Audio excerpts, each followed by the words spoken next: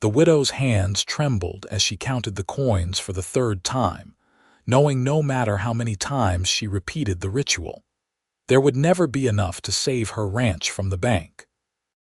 Sarah Catherine Winters stood behind the weathered counter of her late husband's general store in Nogales, Arizona, watching the desert sun bleed crimson across the territorial sky in the summer of 1882, and wondered if hope was something she had buried alongside Thomas 3 years ago.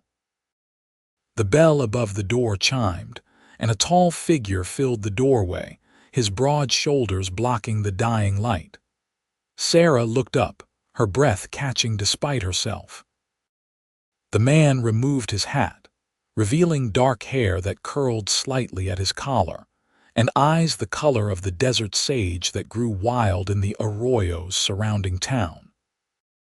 He moved with the easy grace of someone comfortable in his own skin, his boots barely making a sound on the wooden floor despite his size. "Madam," he said, his voice a low rumble that seemed to resonate in her chest. "I heard you might be looking for help with a cattle drive." Sarah's jaw tightened. "I'm afraid you heard wrong, Mr. Holloway. Harrison Holloway Iverson." He stepped closer, and she caught the scent of leather and sage and something indefinably masculine. "And I know what I heard. Your foreman, Miguel Sanchez, mentioned in the saloon that you've got 200 head that need moving to Tucson before the end of the month, or the bank takes everything." Heat flooded her cheeks, part embarrassment, part anger. "Miguel talks too much when he drinks. Maybe. Or maybe he cares enough about you to seek help when you're too stubborn to ask for it yourself." Harrison's expression remained neutral, but something flickered in those gray eyes that made her look away. "I can't afford to hire another hand," she said, the admission tasting like dust in her mouth. "I can barely pay Miguel and the 2 boys I've got working the ranch. I'm not asking for wages." That made her look up sharply. "Then what do you want?" Harrison set his hat on the counter between them, a gesture that felt strangely intimate. "A chance to prove that not all men are like the ones who have hurt you." Sarah's hands clenched into fists. "You don't know anything about me. I know you're fighting to keep what's yours in a territory that doesn't make it easy for a woman alone. I know you get up before dawn and work until you can barely stand, and still it's never enough. I know that look in your eyes, the one that says you've forgotten what it feels like to have someone stand beside you instead of expecting you to stand alone." He paused, his gaze holding hers with uncomfortable intensity. "And I know fear when I see it because I've worn it myself." "I'm not afraid," she said, but her voice betrayed her with its unsteadiness. "You're terrified," he said quietly, "but not of losing the ranch. You're afraid of hoping it might work out, because hope hurts more than resignation when it gets torn away." The words hit her like a physical blow, so accurate they stole her breath. Sarah turned away, gripping the edge of the counter until her knuckles went white. "You should leave, Mr. Iverson." "Can't do that." "Why not?" "Because I made a promise to myself when I rode into town this morning. I saw you standing outside the bank, holding yourself so straight and proud while that snake Richardson told you he'd be taking possession of your property. I saw your face when you thought no one was looking, and I swore I'd do something about it. I don't need your pity." The words came out sharp as broken glass. "Good thing I'm not offering any." Harrison picked up his hat, turning it in his hands. "I'm offering partnership. Help me help you get those cattle to market, and whatever profit we make above what you owe the bank, we split 60-40, your favor." "That's ridiculous. You'd be doing all the work and taking less than half." "I'd be doing what needs doing and taking what's fair. You've kept those animals alive through drought and thieves and bad luck. That's worth more than a few weeks of trail work." Sarah turned back to face him, searching his features for the angle, the hidden agenda. Men didn't make offers like this without expecting something in return. But Harrison's expression remained open, almost gentle, and that frightened her more than any demand would have. "I'm afraid to hope again," she whispered, the confession escaping before she could stop it. Harrison stepped forward, close enough that she had to tilt her head back to meet his eyes. "Then let me hope for both of us." The silence stretched between them, heavy with possibility and danger. Finally, Sarah nodded once, sharp and decisive. "1 month. We get the cattle to Tucson, sell them, and settle accounts. After that, you ride on." Something that might have been disappointment flickered across his face, but he nodded. 1 month. They shook hands, his palm warm and calloused against hers, and Sarah tried to ignore the way her heart kicked against her ribs at the contact. Harrison moved into the small bunkhouse behind the ranch the next morning, arriving with nothing but a worn saddle, a bedroll, and a roan gelding that looked as road-weary as its owner. Miguel welcomed him with cautious optimism, while the two young ranch hands, Bobby and Jim, regarded him with open curiosity. "You really going to get us to Tucson?" Bobby asked, barely 18 and still more enthusiasm than experience. "We're going to get us to Tucson," Harrison corrected. "This is everyone's drive, everyone's stake in making it work." He spent the first 3 days riding the property boundaries with Miguel, learning the lay of the land and the condition of the herd. Sarah watched from a distance, telling herself she was simply being prudent, not noticing the way Harrison sat his horse like he'd been born in the saddle, or how he listened to Miguel's stories about the ranch with genuine interest. On the 4th day, Harrison knocked on the main house door just after sunrise.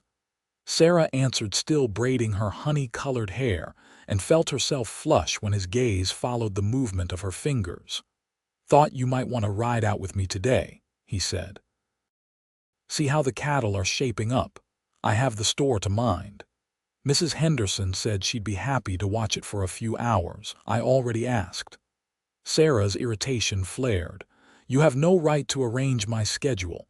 You're right, I apologize." Harrison's contrition seemed genuine. "I just thought you might want to see your stock before we start the drive. These are your animals, your livelihood. You should know exactly what we're working with." The logic was sound, even if his presumption rankled. Sarah finished braiding her hair, pinned it into a coil at the base of her neck, and grabbed her hat from its peg. "Give me 5 minutes to saddle Daisy." "Already done." "Mr. Iverson, you are going to have to stop making decisions for me." "Yes, madam, I'll work on that." But there was a hint of amusement in his eyes that suggested he found her irritation more endearing than intimidating.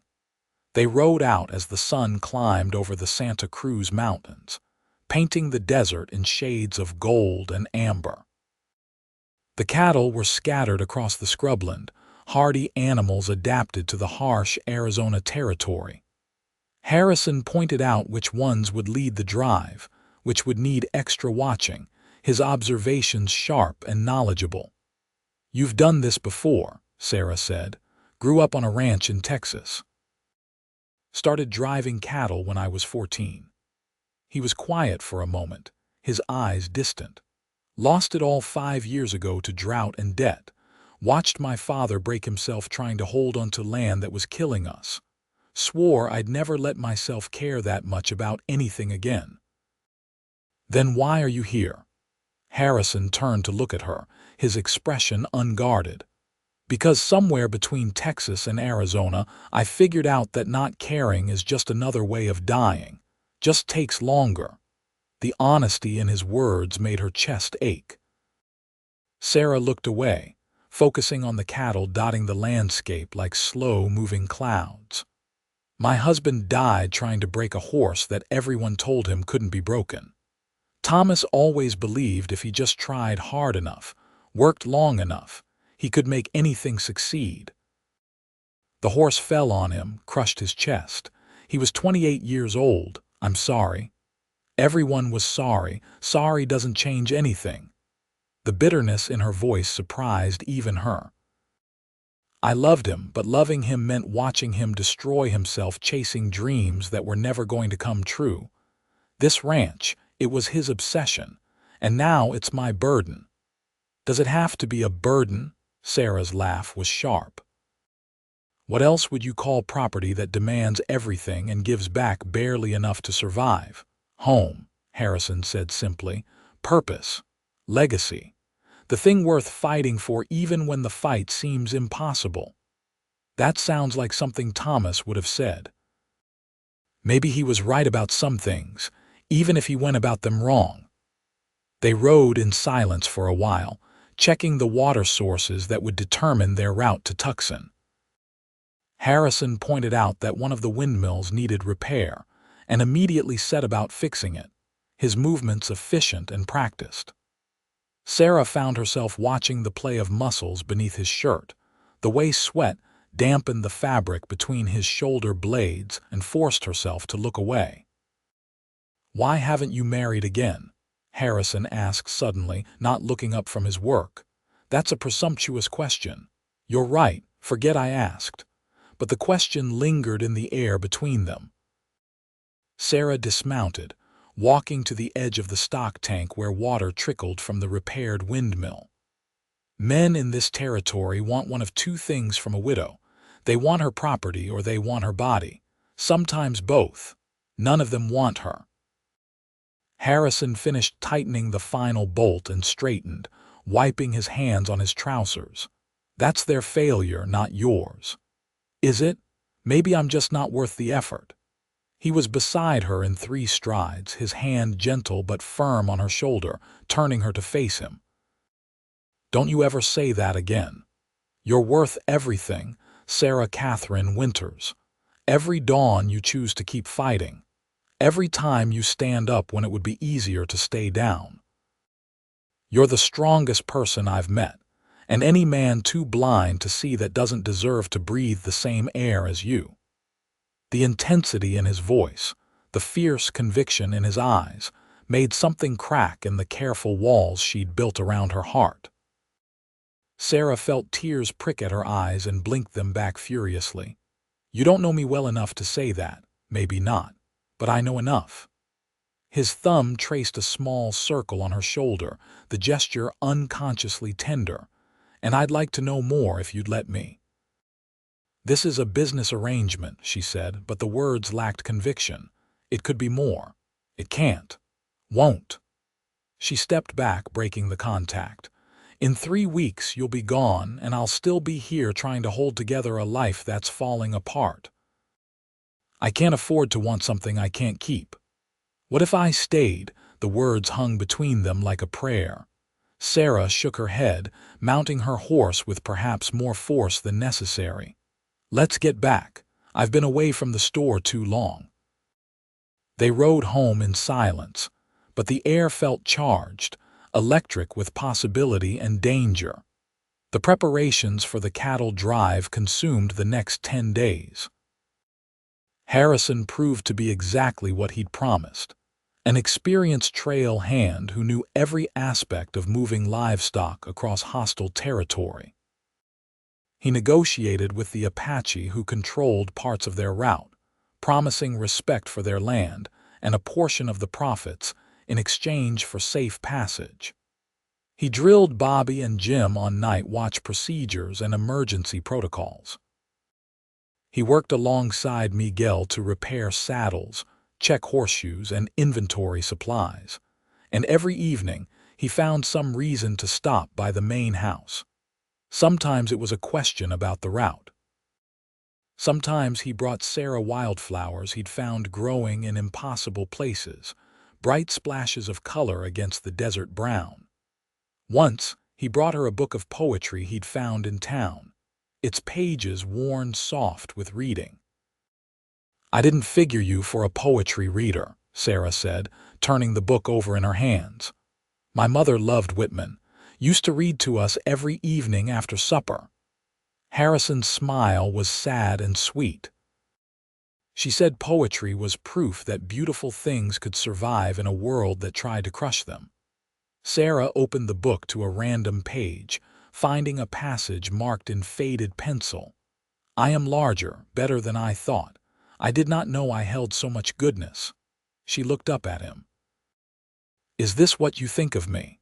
"It's what I know about you, even if you don't see it yourself yet." These moments terrified her more than any threat from bandits or weather. The growing tenderness between them felt inevitable and impossible all at once. Sarah caught herself watching for Harrison throughout the day, her heart lifting when she saw him riding in from the range. She noticed details she had no business noticing: the way his hair curled when it got too long, the scar on his left hand shaped like a crescent moon, the rare, full smile that transformed his entire face.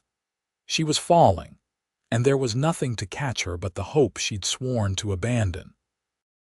The night before the drive, Miguel organized a small celebration in the bunkhouse.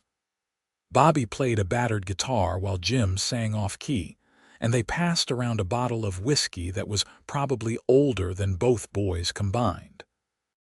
Sarah surprised everyone by joining them, needing the distraction from her own thoughts. Harrison sat across the room, his back against the wall, watching her with those steady gray eyes. When Bobby asked Sarah to dance, Harrison's jaw tightened almost imperceptibly, but he said nothing. She let the boy spin her around the cramped space, laughing at his enthusiasm if not his skill. "You're good for him," Miguel said quietly, settling beside Harrison. "For all of us. Haven't seen the Senora smile like that in 3 years." "She deserves to smile every day," Harrison replied, his gaze never leaving Sarah. "You planning to stick around after Tucson?" "That depends on her." Miguel nodded slowly. "She's been hurt bad, not just losing Thomas. Before that, too. Her father sold her practically to Thomas to settle gambling debts. Thomas wasn't a bad man, but he was weak. Let his pride make decisions his body couldn't back up. She's learned not to trust men who make promises. Then I'll have to prove I'm different. Words are easy, amigo. Actions are what matter, I know." Harrison finally looked at Miguel. "That's why I'm here." When the celebration wound down, Harrison walked Sarah back to the main house. The desert night was cool, stars scattered like diamonds across black velvet. They stood on her porch, neither quite ready to say goodnight. "Are you nervous about tomorrow?" Harrison asked. "Terrified," she admitted. "Everything depends on this drive. If we don't make it, I lose the ranch. If we lose cattle along the way, I might not clear enough to pay the bank. There are about 100 ways this could go wrong. And one way it could go right. That's the one I'm focused on." Sarah smiled despite herself. "Is it really that simple for you?" "Nothing simple. But worrying about all the things that might go wrong doesn't prevent them. It just steals your peace twice, once in the anticipation and once in the reality if it happens." He reached out, tucking a strand of hair that had escaped her braid behind her ear. "We're going to make it, Sarah, I promise you. Don't make promises you can't keep." "I've never broken a promise in my life. Don't intend to start now." She wanted to believe him so badly it hurt. Instead of answering, she stood on tiptoe and kissed his cheek, brief and chaste. "Thank you. For everything you've done already." Harrison's hand came up to cup her face, his thumb brushing across her cheekbone. "That's not the kiss I want from you. I know." Her voice was barely a whisper, "but it's all I can give right now. Then I'll wait for the rest." The cattle drive began at first light, the herd moving slowly but steadily south toward Tucson.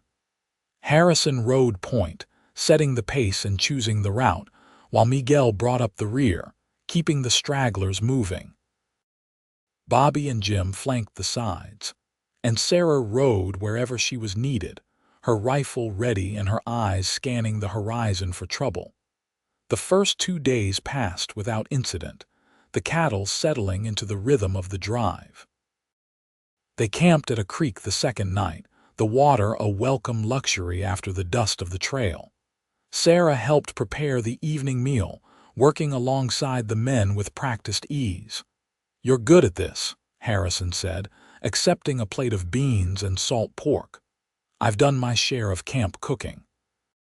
Thomas and I did a drive every year for the first 5 years we were married. After he died, I couldn't manage it alone. "You're not alone anymore." The simple statement made her throat tight. "For now." Harrison set down his plate, his expression serious. "Sarah, I need you to understand something. I'm not here because I feel obligated. I'm not here out of pity or charity. I'm here because from the moment I saw you standing up to that banker, I knew I'd found something worth fighting for. Someone worth fighting for. You barely know me." "I know enough. I know you're brave and stubborn and kind. I know you put everyone else's needs before your own. I know you've been carrying weight that would break most people, and you do it without complaint. I know when you smile, really smile, it feels like the sun coming up after a long night." He leaned forward, his eyes intense.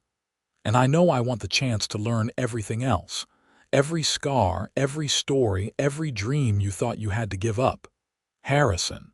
She didn't know what to say, how to respond to such raw honesty. "You don't have to say anything. I just needed you to know. Whatever happens in Tucson, whatever you decide after we sell the herd, I'm not going to regret this. Being here with you, it's the most right thing I've done in 5 years." That night, Sarah lay in her bedroll staring at the stars, listening to the sounds of the sleeping camp around her. Harrison had taken first watch, and she could see his silhouette against the darkness, solid and reassuring. She thought about his words, about the possibility he represented, and for the first time in 3 years, let herself imagine a future that included more than just survival. The third day brought their first real challenge.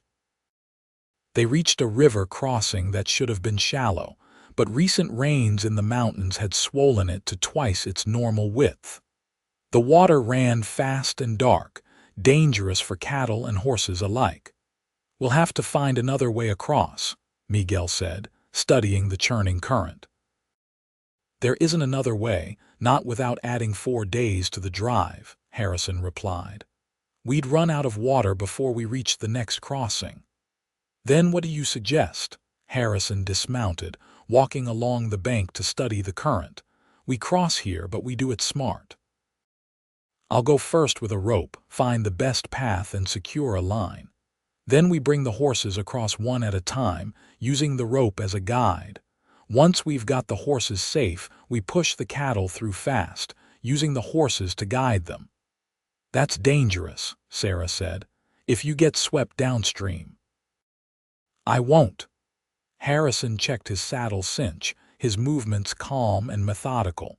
"But if something does happen, Miguel knows the way to Tucson. You keep going, sell the herd, save the ranch." "Absolutely not." Sarah's voice came out sharper than she intended. "We're not crossing until we know it's safe. We'll wait for the water to go down." "We don't have time to wait. You've got 9 days to get these cattle to market." "I don't care. I'm not risking your life for a ranch that's probably lost anyway." Harrison turned to look at her, and something in his expression made her heart stutter. "The ranch isn't lost, and I'm not risking my life. I'm doing my job. Your job doesn't include drowning in a flooded river." "Sarah." He took her hands in his, oblivious to Miguel and the boys watching with undisguised interest. "I've crossed 100 rivers worse than this. I know what I'm doing, but I need you to trust me." "I do trust you. That's what scares me." His smile was gentle. "Good scared or bad scared?"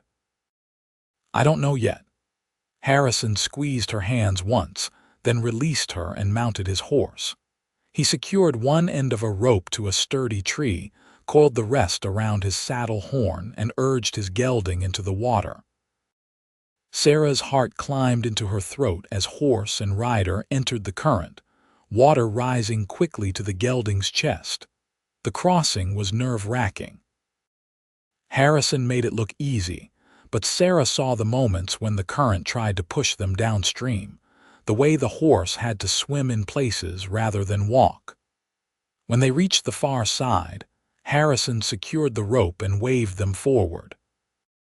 Miguel went next, then Bobby, then Jim, each crossing nerve-wracking but successful. Sarah went last, clinging to the rope as her mare Daisy struggled against the current. Halfway across, Daisy lost her footing and they plunged into deeper water. Sarah felt herself slipping from the saddle, her fingers losing their grip on the slick rope. Then Harrison was there, his horse plunging back into the river, his arm iron strong around her waist. "I've got you. Hold on to me." She wrapped her arms around his waist, her face pressed against his back, feeling the steady strength of him as he guided both horses to the far bank. When they reached safety, she was shaking, whether from cold or fear or relief she couldn't say.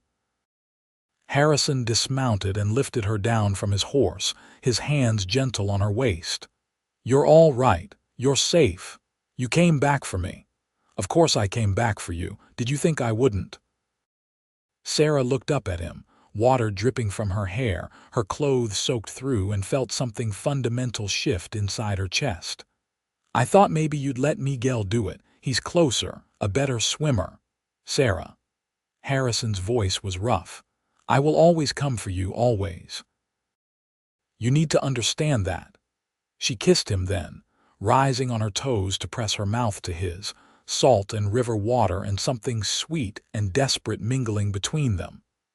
Harrison made a sound low in his throat and pulled her closer, one hand fisting in her wet hair, the other spanning her back. The kiss was hungry and tender all at once, 3 weeks of denial and longing pouring into the contact. When they finally broke apart, both breathing hard, Sarah saw Miguel and the boys had tactfully busied themselves with the cattle. She laughed, slightly hysterical. "That was probably not the wisest thing I've ever done." "Best thing you've done since I met you," Harrison countered, his thumb tracing her lower lip. "Though I'd prefer the next one happen when you're not soaking wet and freezing. My timing has never been great. Your timing is perfect." He kissed her again, softer this time, a promise rather than a plea. "But we should get you into dry clothes before you catch pneumonia."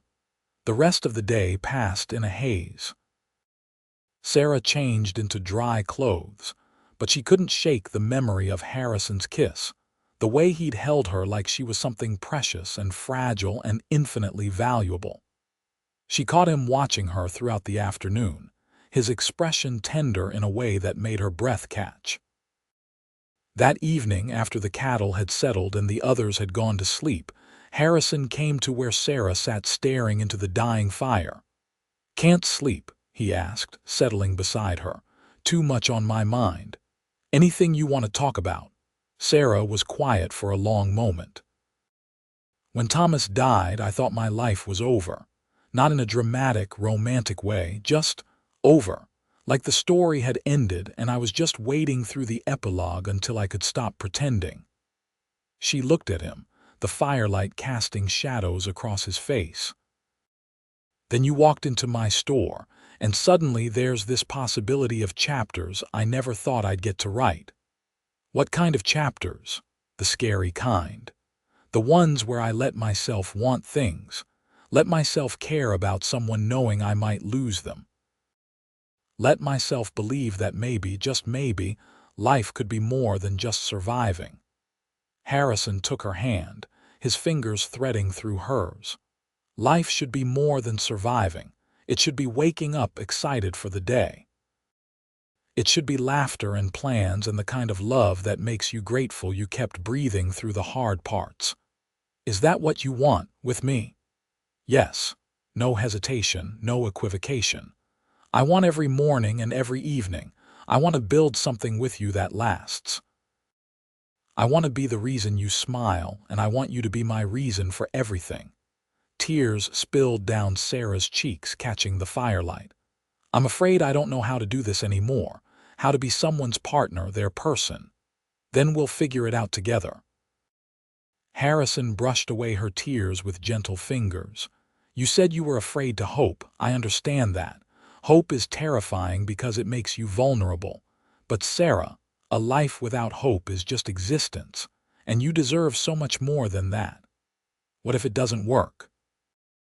What if I disappoint you or you realize I'm not worth the effort? Not possible.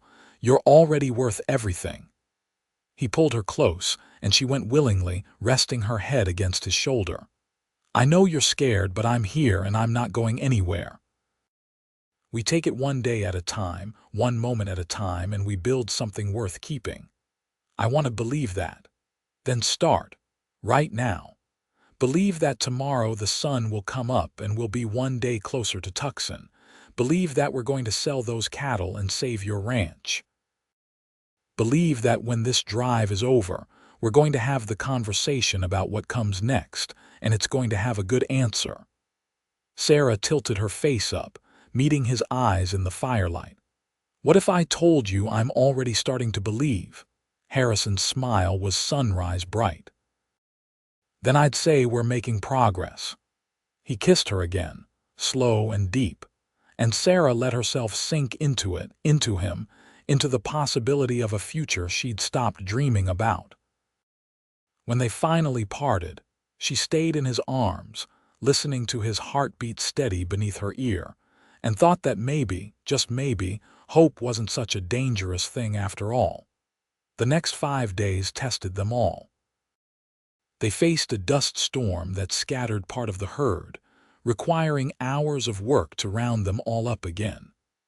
They dealt with a broken axle on the supply wagon that cost them half a day. They navigated around a band of outlaws Miguel spotted shadowing them, taking a longer route to avoid confrontation.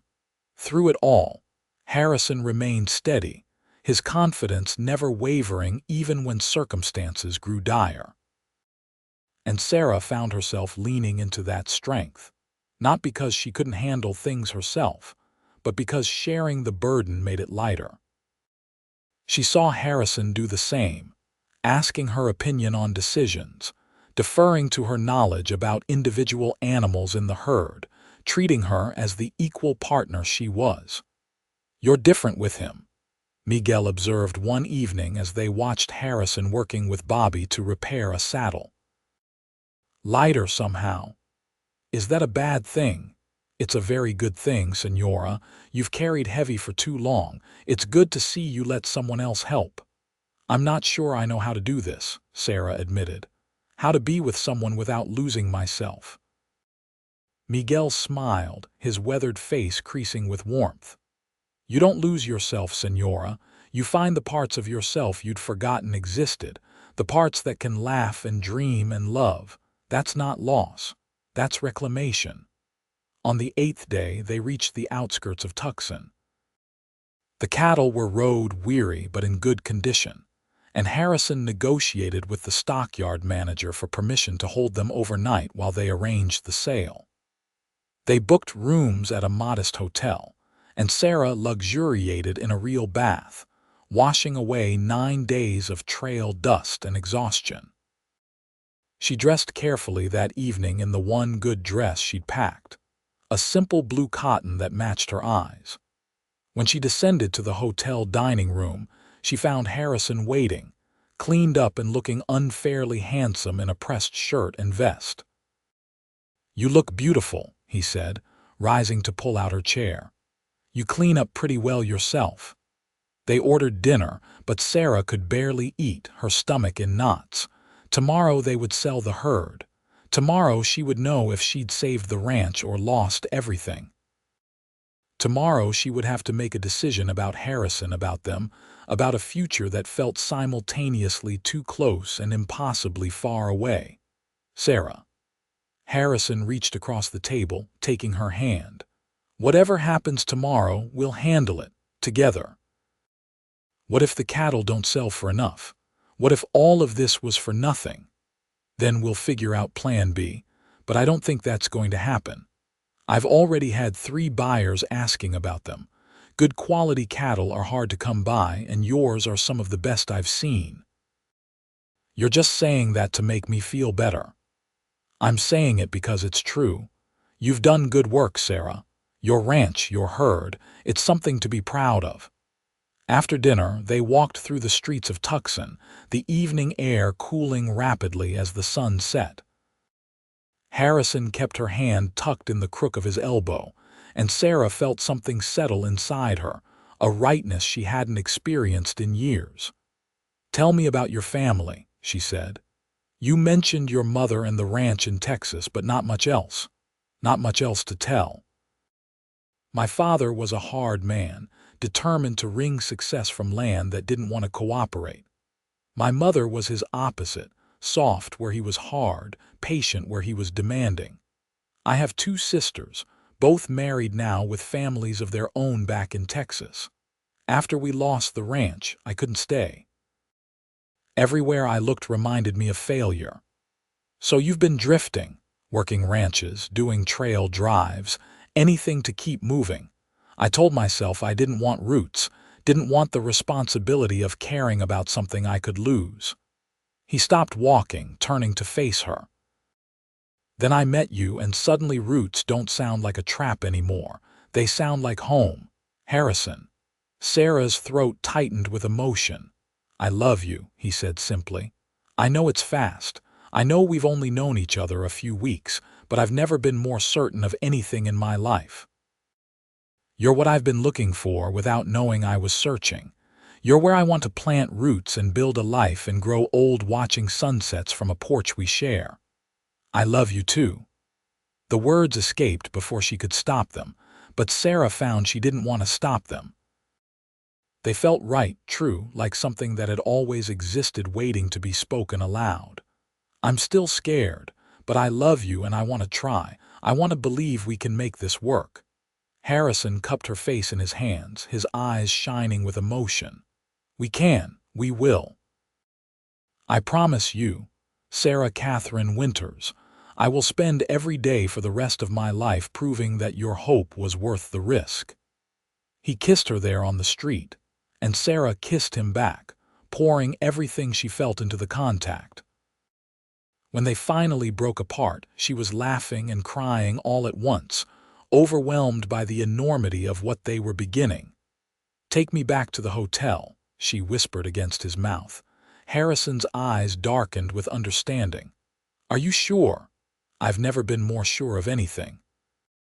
They barely made it to her room before Harrison was kissing her again, his hands gentle but urgent as they mapped the curves of her body through the cotton of her dress. Sarah fumbled with the buttons on his shirt, her fingers clumsy with want and anticipation.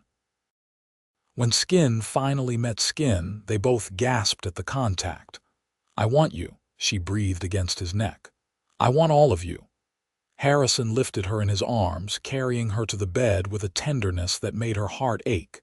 "Then you'll have me, tonight and every night after if you'll let me." They came together like a storm breaking, all heat and desperation and need. But underneath the passion was something deeper, a connection that transcended physical desire. When Harrison moved inside her, when their eyes met and held in the lamplight, Sarah felt something fundamental shift. This wasn't just bodies joining. This was souls recognizing their other half, finding the peace that made them complete. Afterward, they lay tangled together, sweat cooling on their skin, hearts gradually slowing from their frantic pace. Harrison traced patterns on her bare shoulder, his touch idle and affectionate. "I meant what I said earlier," he murmured into her hair. "I want this forever. I want to marry you, build a life with you. I want to wake up beside you every morning and fall asleep holding you every night." Sarah propped herself up on her elbow, studying his face in the dim light. "Is that a proposal?" "It's a statement of intent. The actual proposal will be better, more romantic, with a ring and all the words I've been practicing in my head for the last week." She laughed, the sound light and free. "I don't need romance, I just need you. You're getting both. Romance and me package deal." He pulled her back down against his chest, his arms secure around her. "But first we get through tomorrow, sell the cattle, pay off the bank, secure your ranch. Then I'll do this properly." Our ranch, Sarah corrected softly. If we're doing this, if we're building a life together, it's our ranch, our future. Harrison's arms tightened around her. Our ranch, our future. I like the sound of that. The cattle auction the next morning drew a good crowd of buyers. Harrison stayed close to Sarah as they watched the bidding, his hand a steady pressure at the small of her back. When the final tally came in, Sarah had to read the numbers twice to believe them. After the stockyard took their percentage, she would clear enough to pay the bank in full with $2,000 left over. "We did it," she whispered, staring at the check in disbelief.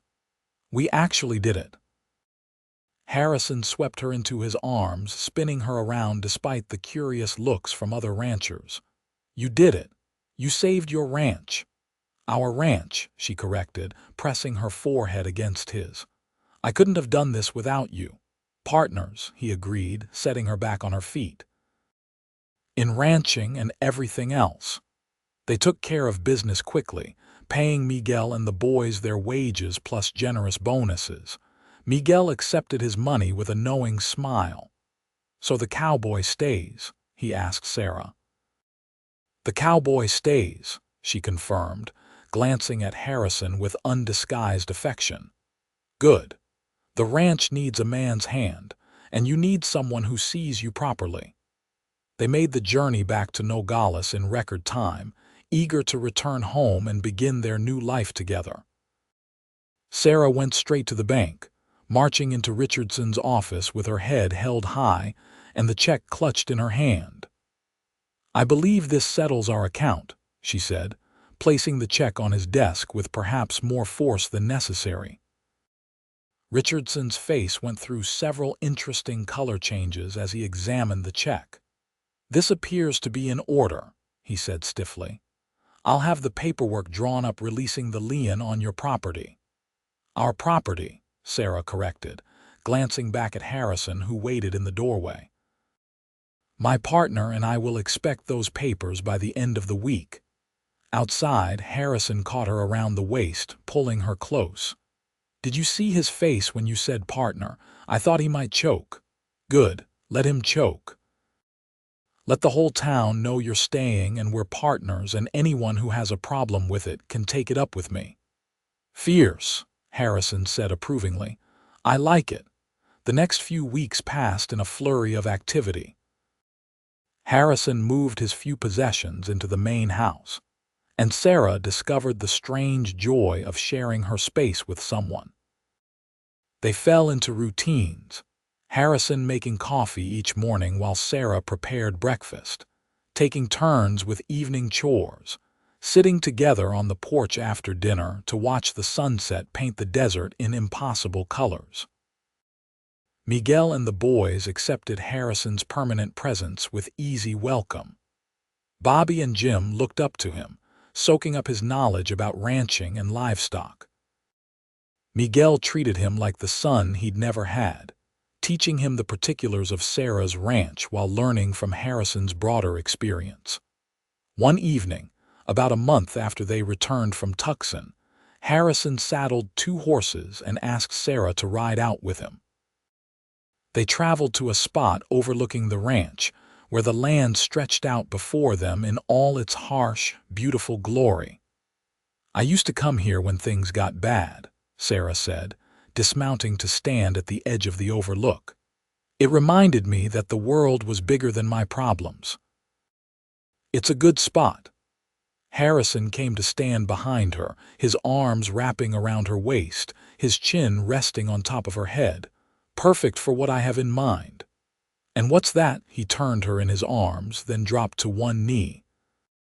From his pocket, he pulled a ring, simple silver with a small turquoise stone. "It's not much." The stone came from an Apache trader Miguel introduced me to. He said turquoise represents protection and strength. Seemed fitting for you. Sarah's hands flew to her mouth, tears already streaming down her cheeks. "Sarah Catherine Winters, you walked into my life and gave me back something I thought I'd lost forever. You gave me purpose and hope and a reason to believe in tomorrow." You're the strongest, bravest, most beautiful woman I've ever known, and I want to spend the rest of my life earning the gift of your trust. Will you marry me? Will you let me be your partner in everything, your husband, the man who gets to love you for the rest of our days?" "Yes," she managed through her tears. "Yes, absolutely yes."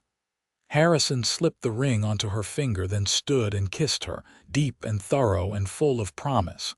When they finally broke apart, both were crying, both laughing, both overwhelmed by the magnitude of what they were beginning.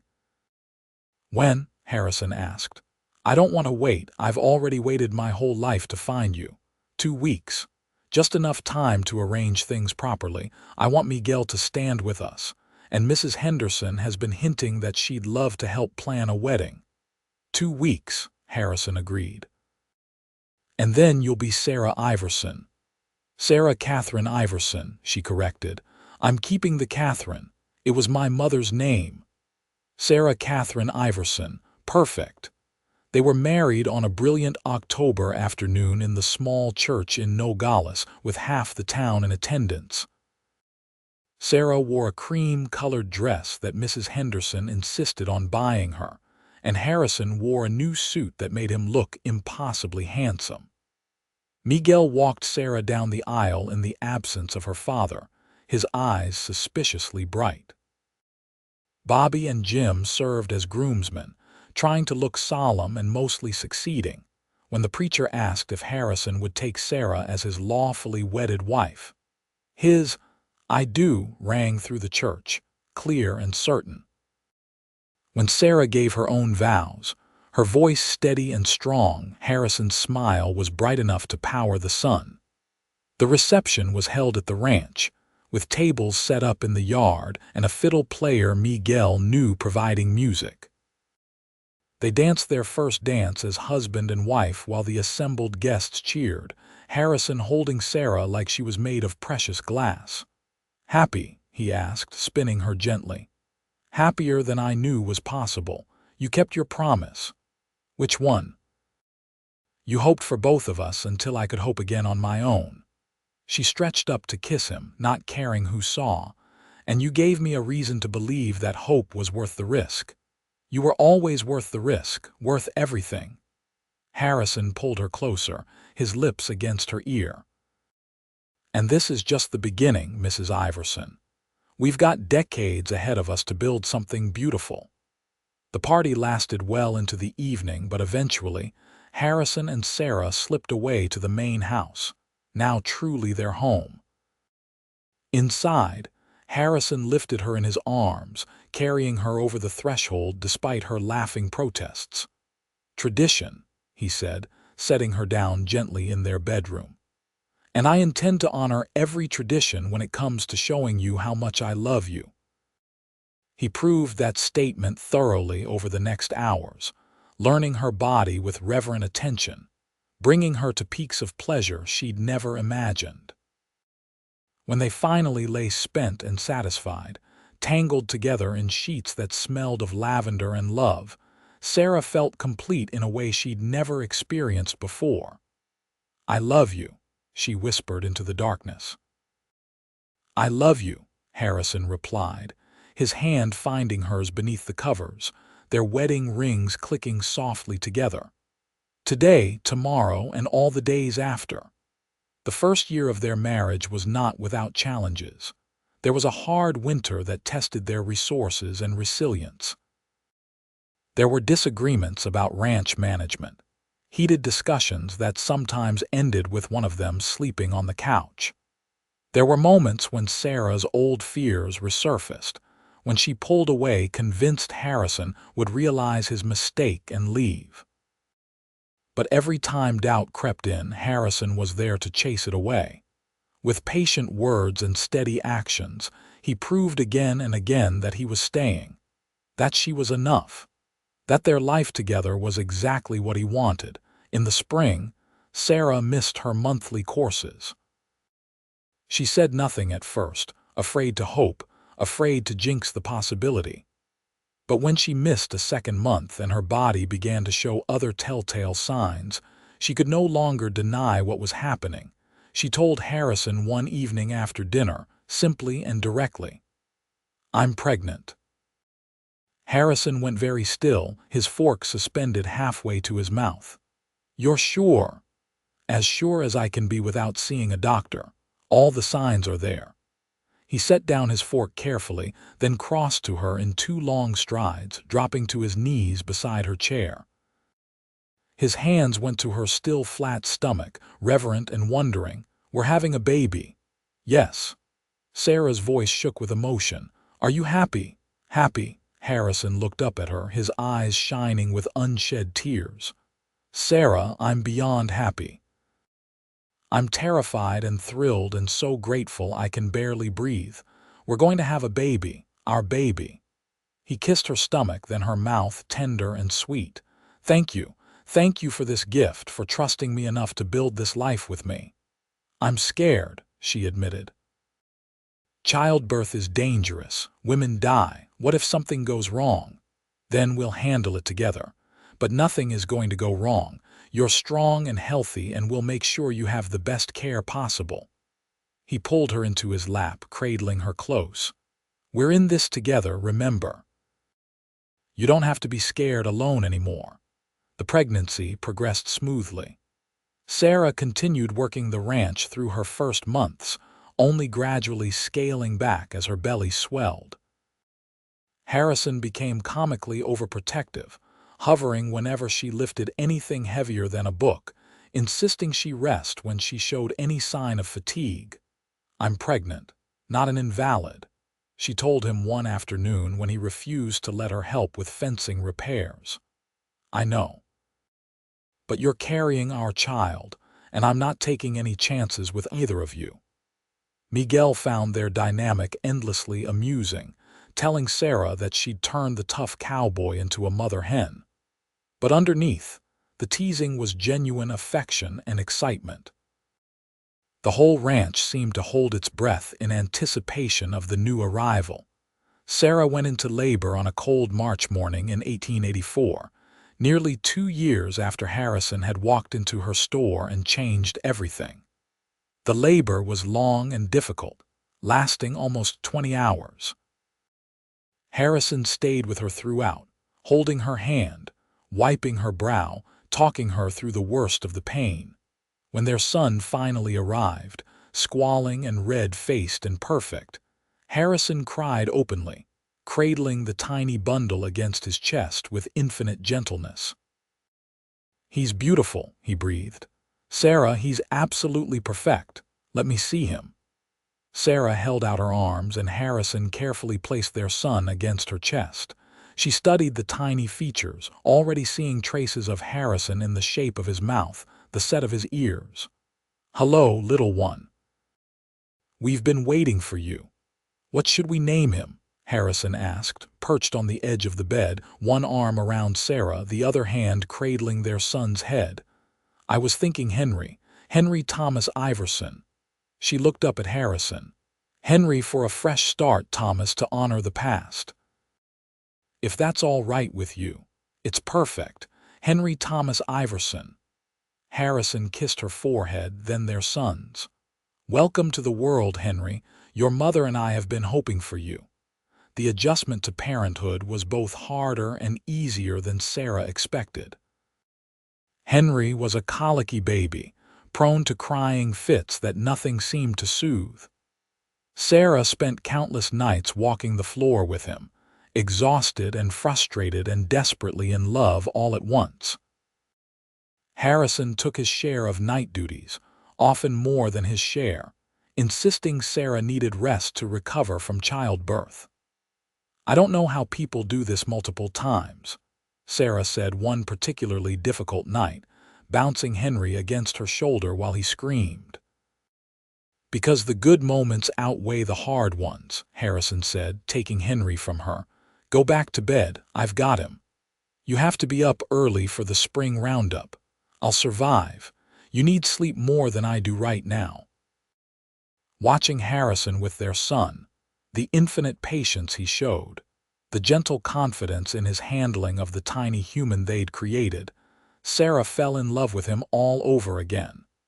This was the life she'd been afraid to hope for, and it was more beautiful than any dream could have captured. Henry eventually outgrew his colic, transforming into a happy, curious baby who seemed fascinated by everything around him. Harrison built him a cradle that rocked with the push of a toe, carved with horses and cattle and scenes of ranch life. Miguel whittled toys, an entire menagerie of wooden animals. Mrs. Henderson knitted blankets and booties and tiny hats. The ranch prospered under their joint management. Harrison's experience combined with Sarah's intimate knowledge of the land and livestock created a successful operation that became known throughout the territory for quality cattle and fair dealing. They hired additional hands as the herd grew, building a reputation as good employers who treated workers with respect and paid fair wages. When Henry was 2, Sarah discovered she was pregnant again. This pregnancy felt easier, perhaps because she knew what to expect, or perhaps because she'd learned to accept help and rest when she needed it. Their daughter was born on a blazing July afternoon, arriving much faster than her brother had, with a lusty cry that made Harrison laugh. "She's going to be a handful," he predicted, watching the tiny girl nurse hungrily. "Takes after her mother then," Sarah replied, stroking their daughter's dark hair. They named her Emma Catherine, and she was indeed a handful. Where Henry was thoughtful and cautious, Emma was fearless and impulsive, climbing everything, exploring everything, keeping her parents in a constant state of vigilance. "She's going to give us gray hair before we're 40, Harrison said, pulling a 3-year-old Emma out of the horse trough for the second time in one day. "But she's going to be magnificent," Sarah countered, wrapping their dripping daughter in a towel. "Look at that determination, that curiosity. She's going to do amazing things." The years flowed past, marked by the rhythms of ranch life and the milestones of their growing children. Henry started school, learning to read and write and cipher. Emma followed 2 years later, charming her teachers with her enthusiasm if not always her discipline. They had another son, Jacob Harrison, when Emma was 4, and then a final daughter, Grace, 3 years after that. Through it all, Harrison and Sarah's partnership deepened. They learned each other's rhythms, how to navigate disagreements without damage, how to support without smothering. They built a life rich with purpose and meaning, raising children who knew they were loved, creating a ranch that stood as testament to what could be accomplished when two people worked together toward common goals. On their 15th wedding anniversary, Harrison woke Sarah before dawn, insisting she ride out with him to the overlook where he'd proposed all those years ago. They left the children in Miguel's capable care, riding through the pre-dawn darkness to the spot that held such significance for them both. As the sun rose, painting the desert in shades of gold and crimson, Harrison pulled Sarah close, her back against his chest, his arms wrapped around her waist. "Do you remember standing here 15 years ago, so scared to hope?" he asked quietly. "I remember thinking I'd lost my mind, agreeing to marry a man I'd only known a few months. Best decision you ever made, though," Sarah laughed, turning in his arms to face him. "Second best." "Oh." "And what was the first?" "Deciding to hope again. Deciding to trust that maybe, just maybe, the story wasn't over." She cupped his face in her hands, seeing the lines that 15 years and 4 children had etched there, the gray beginning to thread through his dark hair, the evidence of a life well lived. "You gave me that, Harrison. You walked into my store and offered me hope when I'd forgotten what it felt like. You've given me 15 years of love and partnership and purpose. You've given me children and home and a future I never dared dream about." "We gave each other that," Harrison corrected. "You saved me just as much as I saved you, maybe more. You gave me a reason to stop running, a place to plant roots, a life worth living." He kissed her, slow and deep and still capable of making her knees weak after 15 years. "I love you, Sarah Catherine Iverson. More today than yesterday, less than tomorrow. I love you too, today, tomorrow, and all the days after." They stood there as the sun climbed higher, two people who had found each other against all odds, built something beautiful from broken pieces, and created a legacy that would outlast them both. The ranch stretched out below them, prosperous and thriving. Their children were back home, likely driving Miguel to distraction. The future was full of possibility and promise, and it had all started because a cowboy walked into a store and saw a woman worth fighting for, worth hoping for, worth building a life beside. Sarah had been afraid to hope again. Harrison had hoped for both of them until she found her way back to believing. And together, they'd created something more beautiful than either could have imagined alone. Their life wasn't perfect. There were still hard times, setbacks, challenges that tested their resolve and resilience. But through everything, they faced it together, partners in truth and triumph and everything between.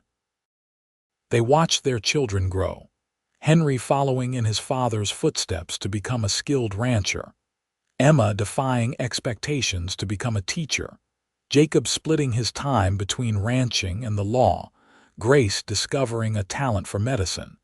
They celebrated births and mourned deaths.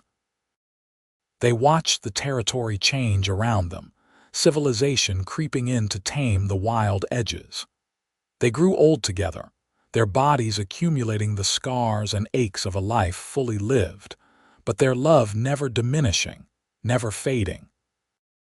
On their 40th anniversary, surrounded by children and grandchildren at the ranch that had become home to multiple generations, Harrison stood to make a toast. His hair was silver now, his face weathered, but his eyes still held the same steady certainty they'd had the day he walked into Sarah's store. 40 years ago, I made a promise to a woman I'd known only a few weeks.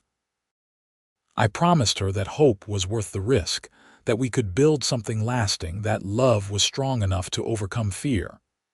He looked at Sarah, his hand finding hers automatically. "I've spent every day since keeping that promise, and I'd do it all again in a heartbeat." Sarah stood beside him, her hair more silver than gold now, her hands marked with the work of decades, her face lined with years of laughter and tears and living. 40 years ago, I was afraid to hope. Then a cowboy told me he'd hope for both of us until I remembered how. He kept that promise, and in doing so, gave me a life beyond anything I could have imagined. She looked around at the assembled family, at the legacy they'd built together. This is what hope looks like. This is what happens when you're brave enough to believe in tomorrow, even when today feels impossible. The celebration lasted well into the evening, with music and dancing and stories that got more embellished with each retelling. When the guests finally departed and the house grew quiet, Harrison and Sarah sat together on the porch swing he'd built 30 years ago, watching stars emerge in the darkening sky. "No regrets?" Sarah asked, her head on his shoulder. "Not a single one. You. Only that I didn't say yes faster when you first offered to help with the cattle drive." Harrison laughed, the sound warm and familiar. "We got there in the end. That's what matters. We did. We really did." They sat in comfortable silence, hands clasped, hearts beating in the rhythm they'd established over 4 decades of partnership. The ranch around them was quiet, the cattle settled, the horses drowsing in the barn. It was a peace earned through hard work and sacrifice, through choosing love when fear screamed to run, through building something one day at a time until those days accumulated into a lifetime. In the distance, a coyote called, its voice carrying across the desert darkness. Harrison tightened his arm around Sarah. and she snuggled closer, grateful beyond measure for the cowboy who had walked into her life when she needed him most, who had offered hope when hers had run dry, who had proved with 40 years of steady love that some promises were meant to be kept forever. The night deepened, stars wheeling overhead in their eternal dance. And on the porch of a ranch house in Arizona territory, two people who had saved each other sat together, grateful for every moment, every challenge, every triumph that had brought them to this perfect evening. Their story had begun with fear and reluctance, with walls built high and hope buried deep. But it had transformed into something rare and precious, a love that had weathered decades and emerged stronger for the tempering.